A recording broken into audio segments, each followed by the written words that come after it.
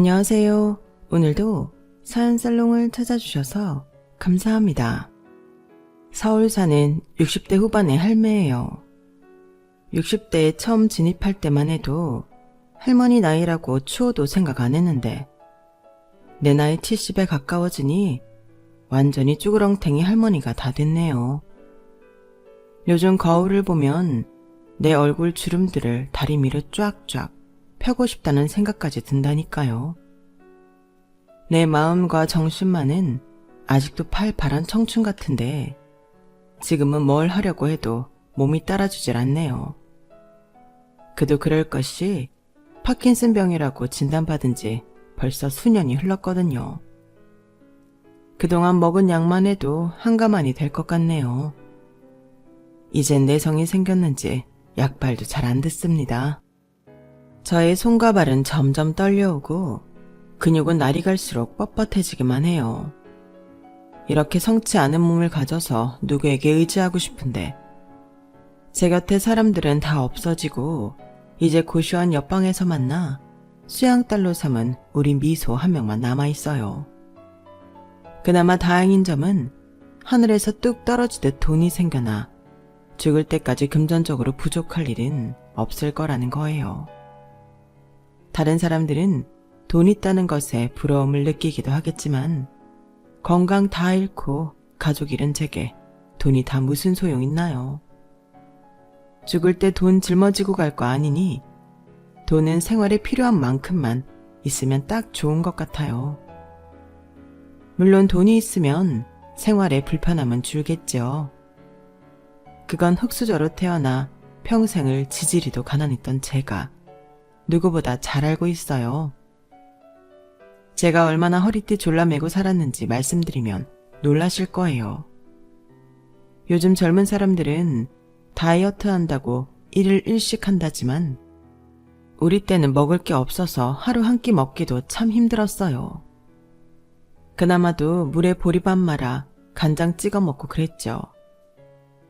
중년이 되어 돈이 좀 생기고 난 후에도 과일은 다 썩어서 폭탄 세일 하는 것만 사다 먹고 축의금 아끼려고 심지어 지인 경조사까지 가려가며 최소한으로 참석했어요.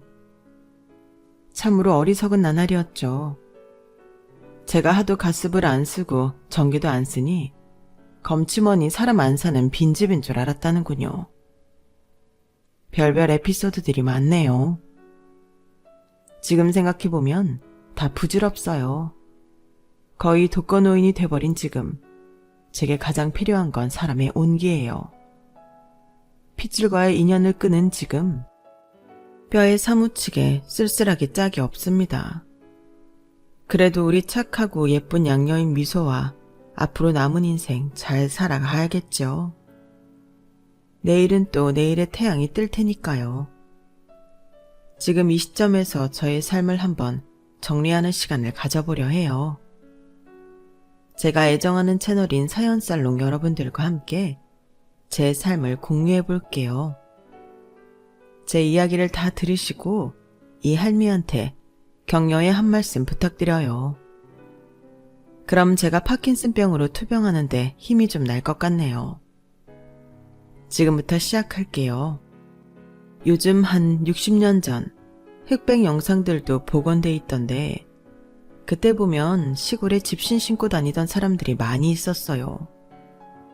고무신조차 귀했던 시절이니까요. 제가 하도 못 살아서 그렇게 느끼는 건지 그땐 다들 힘들었던 시절 같아요.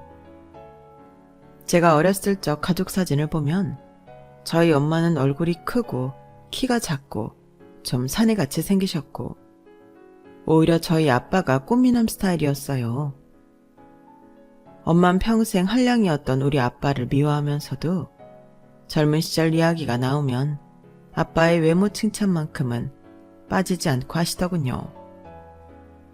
점순아, 네 아빠가 지금은 나이 들어서 아저씨가 다 됐다만 결혼 전에 얼마나 잘생겼었는 줄 아니? 서양 배우 뺨치게 생겼었다니깐. 그런 미남이 선글라스에 오토바이 타고 다니니 동네 처녀들이 싹 다 아빠한테 빠져버렸지. 시골 흙바닥에 모래바람 일으키며 오토바이 타는 게 얼마나 멋지던지. 엄마도 그 모습에 홀딱 넘어갔지 뭐냐.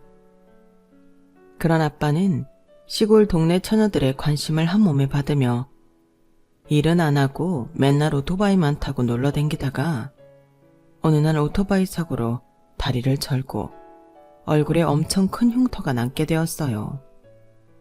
폼에 살고 폼에 입던 아빠로선 치명적인 일이었죠. 그 사고를 계기로 옆에서 간호해주던 엄마와 결혼을 하게 되었고 외동딸인 절 낳게 되었어요. 그런데 바람둥이 날라리였던 아빠는 제대로 걷지도 못하는 그 다리를 하고도 읍내로 나가 도박이며 유흥이며 다 즐기다가 돈 떨어지면 집으로 찾아오곤 했어요. 그냥 돈 달라면 안 주니까 꼭 술은 대빨로 처마시고는 집에 와서 가족들 상대로 깽판을 부렸죠. 제가 아빠를 평생 미워했던 것도 다 그런 행동들 때문이었어요. 취한다. 돈 내놔. 내가 지금쯤 돈 떨어질 때가 됐으니 집에 올 거란 걸 예상하고 있었을 거 아냐. 그럼 딱 알아서 챙겨놔야지. 뭐 하는 거야, 이 팻내야. 당신 지금 몇 달 만에 집에 들어와 놓고 그게 할 소리야. 불쌍한 우리 외동딸 점순이 얼굴이나 한번 들여다보고 남부라도 한번 물어야 하는 게 제대로 된 아빠 아니냐고. 그리고 돈이 어딨어요? 나 혼자 소장농으로 이밭 저밭 하루 일에 하루 벌어 먹고 사는데 모아놓은 돈이 어딨겠냐고. 좀 모을만 하면 다 가져가서 술 처먹고 개집질하고 내가 모를 것 같아? 뭐라고? 이 오라질 옆엔 내가 어디 하늘같은 서방님 앞에서 눈가를 희번뜩거리며 지랄이야? 달라는 돈은 안 주고 내가 돈 어디 있는지 못 찾을 것 같아? 저리 비켜. 아빠는 기어코 집안 곳곳에 숨겨둔 피 같은 돈을 다 훔쳐 나가버렸죠. 엄마 아빠의 위태로운 싸움을 보며 자란 저는 차라리 아빠 없이 엄마와 단 둘이 살고 싶다는 생각을 많이 했어요. 두 분이 같이 있는 모습만 봐도 위태로웠거든요. 그러나 원망스럽게도 신께서는 우리 엄마를 너무 빨리 데려가 버리시더군요. 우리 엄마는 뜨거운 땡볕에 일하시다가 열사병으로 돌아가시고 말았어요. 하나뿐인 딸내미인 제게 새 고무신 하나라도 더 사주고 싶은 마음에 밤낮으로 쉬지 않고 일하다가 그만 쓰러지고 만 거죠. 그것도 제 눈앞에서 쓰러져 그 자리에서 돌아가시고 말았어요. 그 죄책감이 아직도 절 짓누르고 있답니다. 몸이 좀 피곤한 날엔 어김없이 그때 엄마가 땡볕에서 쓰러지던 꿈을 꾸곤 하죠. 어린 제가 할 수 있는 건 아무것도 없었어요. 가진 것 없는 사람들의 너무 비극적인 현실이었죠. 그렇게 엄마를 허망하게 떠나보내고 장례식도 제대로 치르지 못한 채 유골함 하나만 품에 꼭 껴안고 집에 돌아왔어요. 그때까지 아빠란 사람은 집에 들어오지도 않았기에 엄마가 죽었는지 살았는지 알 길이 없었을 테죠. 한 일주일쯤 지나자 또 돈을 뜯어내려 기어 들어오더군요. 에? 네 엄마 어딨냐? 내 돈줄 어딨냐고. 엄마가 아빠 돈줄이야? 불쌍한 우리 엄마 살려내. 아빠한테 돈 다 뺏기고 또 일하러 나갔다가 땡볕에 쓰러져 죽고 말았다고. 엄마, 우리 엄마 어떡해. 앞으로 난 어떻게 살아. 너무 무서워요, 엄마. 다시 돌아와요. 그게 무슨 말이냐, 점순아? 네 엄마가 뭐 어째? 죽었다고? 아니, 멀쩡하던 사람이 한순간에 죽었다는 게 말이 되냐? 대체 무슨 일이 있었던 거야? 안 돼, 미자야. 내 부인 미자야. 미안하다. 미안해. 소 잃고 외양간 고친다고 아무리 우리 엄마 미자를 목 놓아 불러봤자 이미 엄마는 이 세상 사람이 아니었죠. 하지만 다행이랄까 아빠는 그 다음부터 조금씩 바뀌기 시작했어요. 그나마 사람이 되어가고 있었죠. 그렇게도 안 하던 일을 생전 처음 하기 시작했고 돈도 벌어 아직 초등학생이었던 절 먹여주고 입혀주고 했죠. 엄청난 변화였어요. 저도 학교를 다시 다니며 정상적인 생활을 영위할 수 있었어요. 제가 원래 노래 흥얼거리는 걸 좋아했는데 어느 날은 라디오에서 귀동냥한 이별의 부산정거장을 부르고 있었죠. 몇 소절 들으신 아빠가 깜짝 놀라시더군요. 아니 점순아, 네가 노래를 이렇게 잘했니? 이거 완전히 가수 뺨치는데? 보통 실력이 아니다 너. 제 노래 실력을 알아챈 아빠는 그때부터 기회만 닿으면 절 무대로 올려보냈어요. 인터넷도 없던 시절인데 장터 행사 정보는 어떻게 그렇게 잘 아셨는지 각종 장터 행사에 올라갈 수 있었어요. 그때 제 나이 아직 중학생이 안 됐을 때라 조그만 여자아이가 트로트를 기가 막히게 잘 부르니 신기했던지 여기저기서 불러주더군요. 완전히 무명 가수였지만 그 수입이 짭짤했는지 아빠는 절 거의 뺑뺑이 돌리다시피 노래 부르게 했어요. 늘 아빠와 다니니 그나마 서먹했던 부녀관계는 돈독해지더군요. 그런데 우리 부녀 사이를 갈라놓는 여자가 한 명 등장했어요. 바로 새엄마였죠. 어느 날은 언제 데이트를 하셨는지 아빠가 부자 새엄마라며 나이 많은 아줌마를 데려왔어요. 요즘 말로 하면 거의 할줌마 가까운 나이였던 것 같아요. 아빠 말대로 돈이 많긴 했는지 그 아줌마 돈으로 우린 무려 40평대 아파트로 입성할 수 있게 됐죠. 빚에는 주택 단칸방만 전전하다가 방 4개짜리 아파트라니 거실이 운동장만하게 느껴지더군요. 하지만 새엄마는 처음부터 절 대놓고 싫어했어요. 아, 네 아빠가 날 워낙 공주 대접해주니 이 나이에 재혼까지 했다만 네가 아빠 곁에 혹처럼 들러붙어 있으니 영 보기 싫구나. 내 나이 50대 돼서 이런 거 뒷바라지할 생각은 추워도 없다. 너 이제 혼자 다닐 때도 되지 않았니? 내가 방 하나 얻어줄 테니 나가 살려무나. 최소 생활비는 내가 계좌로 넣어줄게. 그럼 됐지? 그리하여 중학생이 되던 해, 전 아빠 집과는 아주 먼 동네로 강제 독립을 하게 되었어요. 외롭고 무서울 때도 많았지만 제 편이 되어줄 사람은 이 세상에 없다는 걸 잘 알고 있었기에 꿋꿋하게 견딜 수밖에 없었죠. 아빠도 당연히 돈 많은 새엄마 편이었어요. 그 아줌마 돈이 아니면 또다시 막노동이라고 해서 하루 벌어 하루 먹고 살아야 하니 빌붙을 수밖에 없었겠죠. 그때는 아빠고 뭐고 다 미웠지만 지금 내 나이가 되니 다 이해가 되더군요. 돈 없는 게 죄인 시절이었죠. 어찌저찌 중고등학교를 졸업하고는 20살이 되자 아줌마가 계좌로 넣어주던 쥐꼬리만한 생활비는 딱 끊기더군요. 겨우 입에 풀칠만 하던 돈이었기에 그동안 모을 수조차 없었어요. 당장 발등에 불 떨어진 저는 마음속에 품고 있던 가수가 되기 위해 일단 밤무대 알바부터 시작했죠. 하지만 가수가 되기엔 전 외모가 뛰어나지 않았기에 외모 평가나 그로 인한 수모도 많이 당했답니다. 큰 바위 얼굴이다, 키가 난쟁이 똥자루만하다, 팔다리 짧고 뚱뚱하다 등등 20대 아가씨가 견디기 힘들 만큼 혹독한 악평을 감수해야 했어요. 현실을 자각하고 다이어트를 해보기도 했지만 어디 호박에 줄 좀 긋는다고 수박 되나요? 제가 거울을 봐도 못생긴 건 여전하더군요. 어느 날인가는 밤못에서 노래 부르고 있는데 취객이 저한테 과일이며 쟁반까지 집어던지며 소리치더라고요. 야, 내가 양주를 몇 병 시켰는데 저 따위 못생긴 년 노래를 듣고 앉아있어야 하냐? 무명 가수면 좀 예쁘기라도 해야지. 노래만 잘하면 다냐? 에이씨, 술맛 떨어지게. 어서 가수 갈아치워. 난동분이던 취객이 절 향해 급기야 술병까지 집어던지려던 걸 김철돌이라는 웨이터가 막아줬어요. 전 노래를 중단하고 무대 뒤로 숨어 들어가야만 했죠. 대기실에서 너무 서러워 화장이 다 지워지도록 엉엉 울고만 있었어요. 평소 친하게 지내던 동갑내기 웨이터 철돌이가 절 위로해 주더군요. 점순아, 난 네 얼굴이 수더분하고 예쁘기만 한데 왜 미친놈이 지랄했다고 생각해.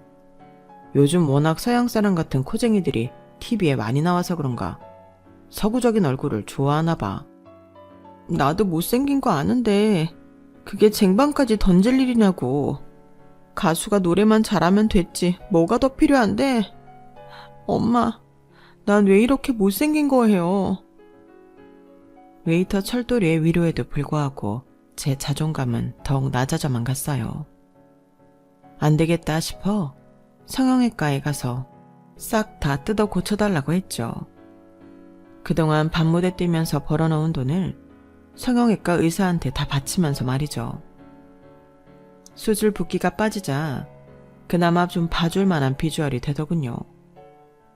그 후로 밤무대도 더 여러 군데 뛸 수 있게 되었고 돈도 꽤 많이 벌었죠. 하지만 TV에도 나오는 연예인이 되기는 하늘의 별 따기였어요. 몇 번 시도해봤지만 저처럼 연예인이 되고 싶어하는 사람이 줄을 섰다고 하더군요. TV에 나오는 유명 가수가 되는 건 포기하고 열심히 밤무대 일만 하고 있었는데 뜬금없이 웨이터 김철돌이 제게 프로포즈를 하더군요. 동갑내기 절친이었지만 서로 간에 사귀는 사이도 전혀 아니었기에 진짜 당황스러웠죠. 점순아, 내가 네 매니저 할 테니 우리 결혼해서 같이 일본 가서 활동해보는 게 어때? 한국에서 잘 안 풀리는 가수들 일본에서 성공하는 케이스가 꽤 되더라고. 난 우리 점순이가 정말 스타성이 있다고 생각해. 유명 가수가 될 수 있는 자질이 충분하다고. 난 네 가족이 되어 죽을 때까지 팍팍 밀어줄 테니 한번 해보자. 어? 일본? 근데 먼저 결혼을 하자고? 아우, 뜬금없긴. 나 알잖아. 남자랑 손목 한 번도 잡아본 적 없는 거. 근데 결혼이라니. 이렇게 말하긴 했지만 거의 고아처럼 혼자 살아온 세월이 오래된 저에게 가족이 되어주겠다니 그보다 더 고마운 일은 없었어요. 그때부터 철돌이가 남자라 보이기보단 진짜 내 핏줄인 것 마냥 친근하게 느껴졌죠. 전 철돌이의 계획만 믿고 혼인신고를 한 후 일본으로 같이 건너갔어요. 남자를 사귀는 것도 처음, 비행기를 타고 외국에 나와본 것도 처음이었지만 남편과 늘 함께였기에 정말 믿음직스러웠죠. 장밋빛 미래만을 꿈꾸며 일본에서 커리어도 이어나갔고 자연스레 임신도 하게 되었어요. 색시야, 우리 드디어 부모가 되는 거야? 지금 일본에서 잘해 나가고 있으니 조금만 더 열심히 해서 집도 사고 차도 좋은 걸로 한 대 뽑고 하자. 몇 년 뒤 한국 가서 큰 식당 하나 운영할까? 중간에 라이브 홀도 하나 마련해서 노래도 부르고 말이야. 우리 점순이가 나한텐 복덩이야. 자기랑 혼인신고하고 일이 다 술술 풀리고 있어. 원하던 아기도 금방 생기고 말이야. 우리 부부는 출산 후 제가 일할 시간에 대신 아기를 케어해줄 한국인 베이비시터까지 알아봐 놓고 이사갈 집도 봐뒀어요. 수입이 꽤 짭짤했기에 금방 돈을 모을 수 있었거든요. 그렇게 모든 일이 착착 계획대로 돼가던 그때 공든탑이 하루아침에 무너지고 내 세상이 다 무너지던 날이 오고야 말더군요. 일본에 큰 지진이 와서 살고 있던 맨션 건물이 완전히 무너졌고 다른 동네에 잠시 업무차 갔던 저만 살아남고 남편은 건물에 깔려 사망하게 되었어요. 몇 시간 전까지만 해도 저와 인생을 함께 꿈꾸던 믿음직스러운 남편이 하루아침에 차가운 주검이 되자 이 세상이 무너지는 듯 했죠. 여보, 안 돼 철돌아. 이렇게 내 곁을 떠날 순 없어. 가려면 나도 데려가. 나 혼자 뱃속에 아기 어떻게 낳고 어떻게 키우란 말이야. 제발 날 다시 혼자가 되게 하지 말아줘. 하늘도 무심하지. 내게 왜 이런 시련만 주시는 겁니까? 너무 큰 충격에 식음을 전폐하고 이틀을 꼬박 보냈지만 뱃속에 아기가 꿈틀하자 정신이 번쩍 들더군요. 그래, 우리 아기를 위해서라도 정신 차려야지. 난 원래 혼자였잖아. 이제 내 핏줄인 우리 아기만 바라보면서 잘 키워야지. 저는 일본에 있던 현금을 모조리 인출하여 모든 생활을 청산하고 한국으로 돌아왔어요. 아기를 혼자 낳는데 초산이라 그런지 20시간 넘게 홀로 진통하며 울기도 참 많이 울었네요. 아파서 울었다기보단 내 신세가 참으로 불쌍하고 가여워서 견딜 수가 없더군요. 아들을 낳았는데 그 아이 얼굴에서 남편의 얼굴이 비치니 더욱 슬프더라고요. 그래도 일본에서 번 돈에 대출까지 합쳐서 한국에서 다 쓰러져가는 건물 한 채를 살 수 있었어요. 그야말로 지어진 지 몇십 년 된 3층짜리 건물이었죠. 그 주변에 상권도 제대로 없어서 엄청 싸게 매입할 수 있었네요. 이제 무명가수 생활은 쳐다도 보기 싫어서 1, 2층 가게에서 월세 받으며 좀 편하게 살고 싶었죠. 쥐꼬리 많은 월세였지만 제가 워낙 알뜰한 성격이었기에 아들과 둘이 충분히 생활할 수 있었어요. 그때 당시 대출까지 왕창 껴서 3억 정도 주고 샀었는데 주변이 슬금슬금 개발되더니 지금은 그 건물이 30억 원이 훨씬 넘는 금액이 되었죠. 참, 돈이 돈을 번다더니 그 말이 딱 맞는 것 같아요. 살 집과 생활비까지 어느 정도 해결되어 삶이 좀 평탄해질 만하니 이젠 하나뿐인 아들이 커서 사고를 치기 시작하더군요. 남편도 없이 홀로 낳은 외아들이니 워낙 애지중지하며 키워서 그런가 아주 싸가지가 바가지였죠. 제 아들을 애미인 제가 이렇게 표현할 정도면 어느 정도 사고뭉치였는지 예상이 가시죠. 어릴 적부터 나이 어린 친구들을 괴롭히고 유치원에서도 쫓겨나기 일쑤였는데 급기야는 길고양이나 똥개들을 괴롭히고 다니더군요. 웬 어린아이가 이렇게 분노 조절을 못하는지 걱정되어 병원에 데리고 가보기도 했지만 타고난 성격은 고쳐지지가 않았어요. 김상원, 너 학교 친구들 또 때렸다고? 네가 무슨 깡패야? 학교는 공부하는 곳이지 싸움터가 아닌데 맨날 친구들 때리고 욕하고 어느 친구가 이런 널 좋아하겠니? 치, 왜? 동네 조폭 형들이 나 조직에 들어오라고 난리야. 나 그 형들한테 인기 엄청 많다고. 엄만 날 정신병원에 데려가고 약 먹이며 정신병자로 몰고 가지만 이래봬도 조직 형들한텐 인기 만점인 놈이라고. 뭐? 조폭 형들? 야, 김상원 너 미쳤어? 제정신이야? 내가 네 아빠 지진으로 잃고 혼자 힘들게 키우느라 얼마나 서러웠는지 알아? 내가 너 때문에 피해자 부모들한테 무릎 꿇은 게 대체 몇 번이니? 그런 엄마 맘은 알아주지도 않고 맨날 사고만 치고 너 내 아들 맞니? 내가 싫으면 인연을 끊어버리든가. 왜 맨날 잔소리야? 에이씨, 나 집 나가버릴 거야. 내 아들 성원이는 이렇게 삐뚤어 나가더니 가출만 하면 경찰서에서 연락이 오곤 했어요.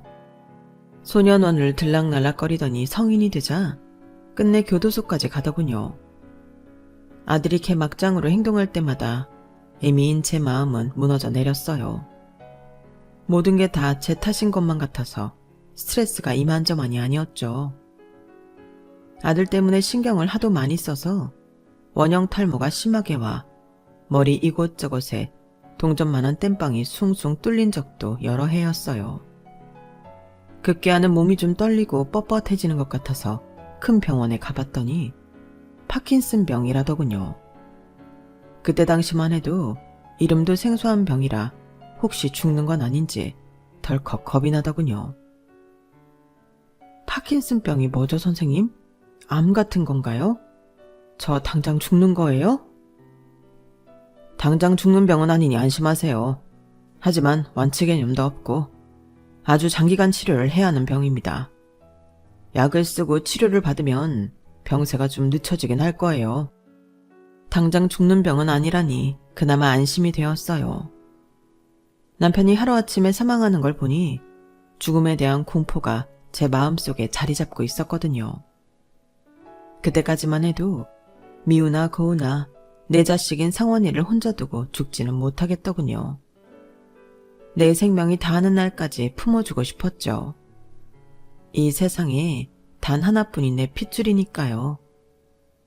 하지만 상원이는 여전히 맨날 나쁜 짓만 일삼으며 교도소를 들락거렸고 더 이상은 그 꼴을 볼 수가 없어서 아들에 대한 지원을 모두 끊기로 했어요. 나름 초강수를 둔 거죠. 상원아, 너도 이제 성인이 되었으니 더 이상 용돈 안 줄 거야. 이 집에서도 나가. 독립해서 네가 쓸 돈 네가 벌면서 살아. 뭐? 엄마, 이 집에서도 나가라고? 갑자기 이러시면 어떡해요. 나 알바도 한 번도 해본 적 없는데 어디서 돈을 벌어요? 엄마 이 건물 주인이잖아. 건물주로 편하게 먹고 놀고 있잖아. 그럼 나가서 살 테니 나 용돈만 좀만 주면 안 될까? 왜 내가 백수인 너한테 돈을 바쳐야 하는데? 엄마는 네 나이 때 혼자서 밤새며 일해서 돈 벌었어. 내가 그동안 너한테 줬던 돈이 널 망친 것 같아. 너 밥 먹듯이 가출했잖아. 집 나가는 거 좋아했잖아. 그러니 그냥 나가. 난 너 때문에 불치병까지 얻어서 움직이는 것도 힘들어. 더 이상 너한테 돈 주는 일 없을 거야. 그렇게 백수 아들을 내쫓고 한 1년은 연락도 없더군요. 하나뿐인 아들을 고생시킨다 생각하니 마음이 찢어지도록 아팠지만 저도 일부러 연락 안 하고 아들이 정신 차리기만을 바랬죠. 1년쯤 지나자 아들한테 연락이 왔어요. 그동안 막노동이며 고깃집 알바며 모은 돈의 대출까지 받아서 양꼬치집을 차렸다더군요. 어엿한 식당 사장이 된 아들 모습에 눈물이 났어요. 고맙다 상원아. 네가 드디어 정신을 차렸구나. 끝까지 우리 아들 믿고 있었는데 엄마 생각이 틀리지 않았어. 그동안 고생 많았지? 아니에요 엄마. 나 양꼬치집 하면서 엄청 섹시한 여자도 만나서 결혼하려고 해요. 이미 프로포즈도 근사하게 하고 혼인신고도 마쳤어요. 이따 가게로 오기로 했으니 며느리감 한번 구경이나 해보세요. 지금은 타투이스트인데 돈도 꽤 버는 것 같더라고요. 뭐? 느닷없이 결혼? 타투이스트?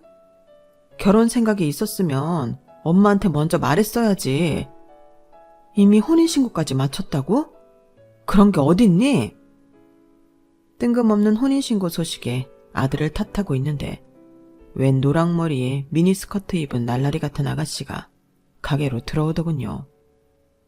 몸에 문신은 왜 그리도 많은지 아무리 직업이 문신하는 여자래도 징그러울 정도로 온몸을 다 뒤덮은 건 보기 흉하더군요. 하이, 어머님, 상원이 엄마 맞죠? 생각보다 젊네요. 아줌마 얘기 많이 들었어요. 상원이한테. 뭐 거의 다 엄마 뒷담화긴 했지만 우리 혼인신고한 것도 얘기 들었죠? 이제 나도 시어머니가 생겼네? 아줌마라니 전 제 귀를 의심했어요. 뭐? 아줌마? 이제 내가 그쪽 시어머니인 것도 인지했으면 어머님이라고 불러야지 아줌마가 뭐니? 상원아, 이 아가씨 제정신인 거냐? 어디 미국에서 살다 왔니? 우리나라 사람 맞아? 아씨, 엄마, 또 잔소리 시작하려고 부릉부릉 시동 거는 거예요. 스탑. 내 아내 앞에서는 나 가오 떨어지니까 잔소리하지 마세요. 미국은 무슨 미국이에요. 한국 토종인 여자예요. 이 동네 토박이라고요. 그렇게 시작된 어이없는 며느리와의 첫 만남은 그 이후에도 계속 삐걱댔어요. 애초에 꼰대 스타일도 아니고 시어머니 대접받을 생각도 전혀 없었지만 어른에 대한 예의가 아예 없는 맹랑한 여자애더군요. 어머님, 아니 죽은 사람 제사는 대체 왜 지내는 거예요? 요즘 그런 말이 있던데 조상덕 봐서 복받은 사람들은 명절에 해외여행 나가고 복 없이 지리도 못 사는 사람들만 명절에 제사상 차리느라 똥 빠진다고요. 우리 그냥 쿨하게 제사 없애고 식당 가서 먹읍시다. 어때요? 뭐? 쿨하게 제사를 없애? 내 남편 제사는 내가 지낼 테니 그럼 넌 명절에 오지 말거라. 괘씸한 것 같으니라고. 그랬더니 며느리는 정말 아들만 덜렁 보냈더군요. 아들도 입이 대빨 나와서는 투덜대면서 집에 왔죠. 아니 엄마, 나 이혼당하는 꼴 보고 싶어서 난리야? 내가 태어나기도 전에 죽은 아빠 뭐가 예쁘다고 제사식이나 지내주는 거야. 산 사람이 중하지 죽은 사람 밥은 뭐하러 차려주냐고. 앞으로 제사니 명절이니 우리 와이프 고생시키지 마. 내가 가만히 있지 않을 거야. 너 지금 엄마한테 말본새가 그게 뭐냐? 네 부인만 중하고 늙어서 병든 엄만 싸그리 무시해버리는 거야? 네 아빠가 있었으니 네가 이 세상에 나올 수 있었던 거야. 밥상 차리기 그렇게 싫거든 너도 며느리랑 같이 오지 말거라. 그랬더니 정말 아들도 며느리와 같이 코빼기도 비치지 않더군요. 임신했다 아들 낳았다 정도 짧게 사진과 함께 카톡 몇 개 보내주는 것 빼곤 전화 한 통도 없었죠.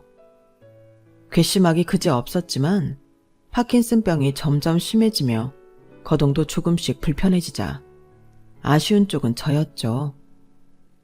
당장 병원에 가야 하는데 아픈 몸으로 대중교통이 불편해지자 하나뿐인 아들에게 SOS 칠 수밖에 없었죠. 제 전화를 받지 않으니 카톡 메시지를 남겼어요. 상원아, 엄마 파킨슨병이 점점 심해져서 몸 움직이기도 힘이 드는구나. 병원 가기도 힘들고 말이야. 병원 갈 때만이라도 네가 와서 좀 거들어 주겠니? 아들은 제 카톡을 읽씹하다가 한참 지나서야 전화를 하더군요. 실로 오랜만에 들어보는 아들 목소리였죠. 엄마, 그럼 그 건물 30억도 훨씬 넘죠. 그 건물 팔아서 현금 놔주면 엄마 우리 집에서 모실게요. 어때요? 뭐? 그 큰 돈을 다 너한테 주라고? 전 쉽게 결정 내릴 수 없었어요. 돈을 줘야만 날 부양하겠다는 아들 내외의 반응이 참으로 괘씸했지만 움직임이 힘든 저로서는 울며 겨자 먹기로 그 제안을 들어줄 수밖에 없었어요. 이 건물을 다 팔아서 35억이란 큰 돈을 아들 내외에게 입금하고는 불편한 합가를 시작했죠. 한 달쯤 지났을까? 며느리가 갑자기 집 인테리어를 해야겠다며 집을 잠시 비워야 한다더군요. 어머님, 우리 집 인테리어 할 동안 2주만 고시원에서 사세요. 제가 고시원 다 알아봐 놓고 돈도 지불해놨어요. 저희도 근처 모텔에서 지내려고요. 아들 내외의 일방적인 제안에 알았다고 하고 고시원으로 들어갈 수밖에 없었어요. 2주 정도야 뭐 혼자 지내도 충분하다고 생각했죠.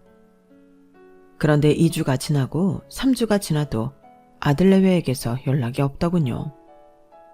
제가 연락을 해도 받지도 않았고요. 한 달쯤 지나서 집에 가보니 전혀 공사를 하는 집 같지 않더군요. 띵동 하고 배를 눌러보니 처음 보는 아줌마가 나왔어요. 누구세요? 엥? 그러는 댁은 누구세요? 여기 우리 아들 집인데? 네? 아, 혹시 전주인 말하시는 건가요? 김상원 씨 말씀하시는 거죠? 그분 우리한테 집 팔고 미국 이민 가셨어요. 어머, 모르셨어요? 전 너무 놀라서 그 자리에 주저앉고 말았어요. 새로 이사 왔다는 그 아줌마가 날 부축해줘서 겨우 택시 잡아 타고 고시원으로 돌아올 수 있었죠. 내 전 재산이나 다름없는 35억 원을 들고 날 고시원에 버려놓고 미국으로 도망가 버리다니. 하나뿐인 아들이라고 그동안 애지중지하며 키워온 세월이 주마등처럼 지나가더군요. 하염없이 눈물만 났어요. 남편을 부르며 하루 종일 울었죠. 다음 날에도 그 다음 날에도 좁디 좁은 고시원방에서 식음을 전폐한 채 내리 서럽게 울게만 했죠. 여보, 나도 좀 데려가요. 나 이대로는 제정신으로 못 살겠어요. 내가 사람이 아니라 짐승을 낳았네요. 아, 내 팔자야. 몇 날 며칠을 울기만 하자 옆방 아가씨가 문을 똑똑 두드리더군요. 아주머니, 문 좀 열어보세요. 무슨 일인지는 모르겠지만 식사도 안 하시고 그렇게 울기만 하시면 쓰러지세요. 제가 죽 좀 사왔으니 한 그릇만 드셔보세요. 고시원 좁은 복도에서 마주칠 때마다 항상 늙은 내게 상냥하게 대해주던 아가씨였어요. 내가 너무 시끄럽게 울었나 싶어 미안한 맘에 문을 빼꼼히 열었죠. 그런데 그 아가씨를 보는 순간 사과는커녕 또 서러운 마음이 복받치더군요. 내 방으로 끌고 들어와 나도 모르게 고해성사하듯 현재 상황과 신세 한탄을 다 털어놓았어요. 제 이야기를 다 들은 아가씨는 저와 같이 분노하며 눈물을 흘려주더군요. 참으로 고마웠죠. 아니, 아주머니 친아들 맞아요? 전 고아로 자라서 꿈에서라도 부모님 한번 만나보는 게 소원인데 어찌 피 섞인 친아들이 병든 엄마를 버리고 돈 다 뺏고 딴 나라로 도망갈 수가 있냔 말이에요. 제가 다 화가 나네요. 그렇게 시작된 우리 대화는 밤늦게까지 계속되었고 그 몇 시간 동안 서로가 살아온 삶에 대해 다 알 수 있었죠. 고아로 어렵게 자라온 20대 아가씨인 미소는 식당에서 일하며 힘들게 모은 돈을 모두 사기당하고 고시원에서 살며 다시금 한 푼 두 푼 모으고 있었어요. 젊은 나이에 나보다 더 험난한 삶을 살아왔더군요. 우리의 대화 끝에 미소는 제게 다니는 병원이며 치료받는 과정을 도와주겠다고 했어요. 그냥 말로만 그러겠거니 했는데 그 후로 정말 거동이 불편한 저를 발벗고 도와주는 착한 아가씨였죠. 미소를 보며 사람이 죽으란 법은 없구나 라는 생각과 함께 미소가 하늘이 내린 천사같이 느껴졌어요. 다행히 제가 쓸 현금 정도는 남겨놓았기에 통장에서 야금야금 빼서 쓰며 하루하루를 연명하고 있었죠. 그러던 어느 날 웬 변호사라는 사람한테 전화 한 통이 걸려왔어요. 김점순 씨 되시죠? 아버님 성함이 김종수 씨 맞나요?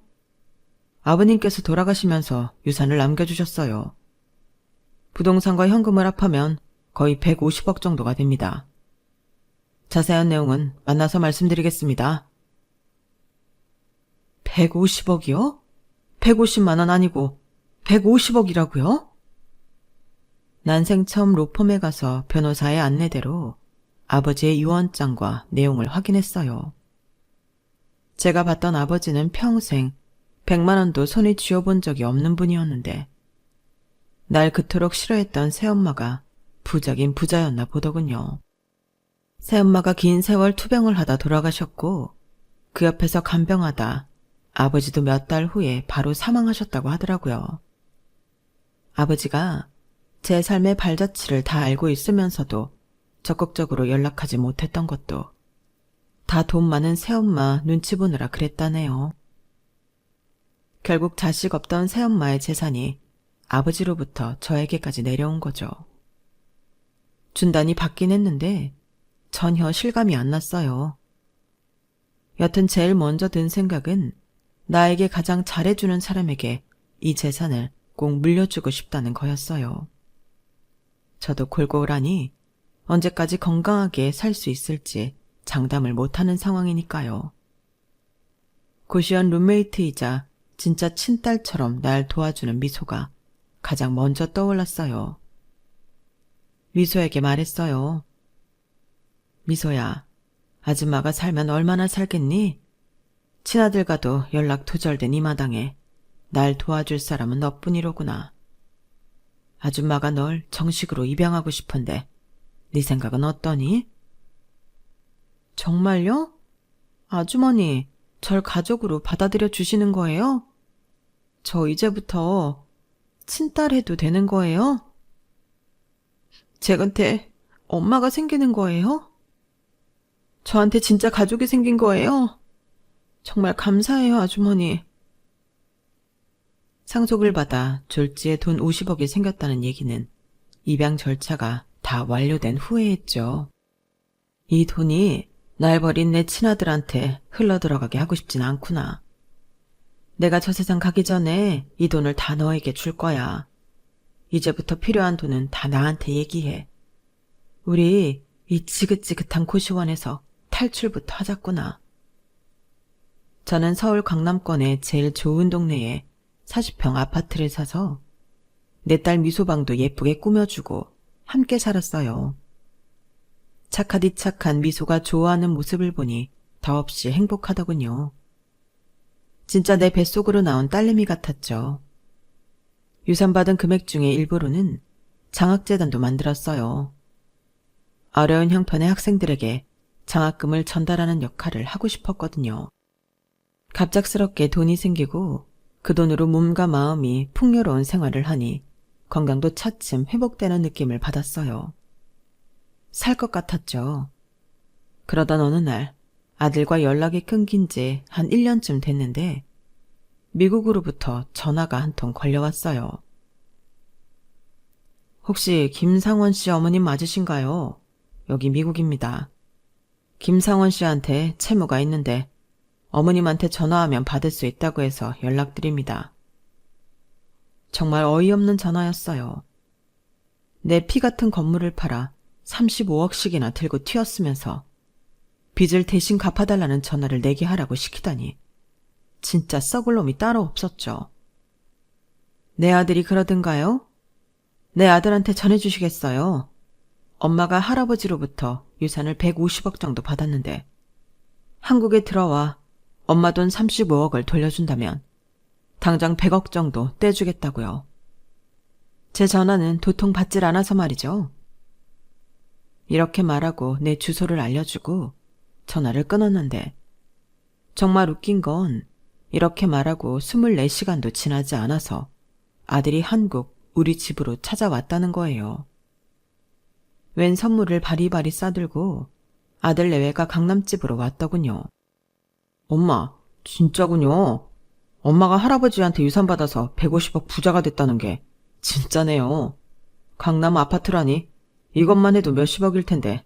와, 내가 받을 유산만 해도 얼마야? 야호, 신난다 신나. 엄마가 말한 대로 35억 가져왔어요. 미국에서 사업하고 있었는데 잘 안 돼서 많이 잃긴 했는데 대출까지 빡빡 긁어서 35억 맞춰오느라 힘들었다고요. 그래. 잘했다.